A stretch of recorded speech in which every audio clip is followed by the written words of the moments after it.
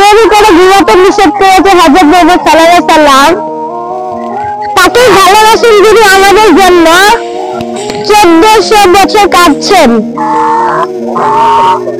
হযরত মুহাম্মদ সাল্লাল্লাহু আলাইহি সাল্লাম আযান শুনলেই মনে হয় মুয়াজ্জিন জান্নাতের দিকে ডাকছেন।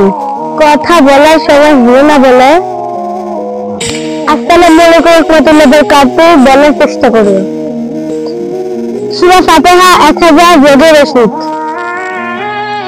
বলেছেন হযরত মুহাম্মদ সাল্লাল্লাহু আলাইহি সাল্লাম, আল্লাহ যা দিয়েছে তা দিয়ে আমি অনেক খুশি, আলহামদুলিল্লাহ।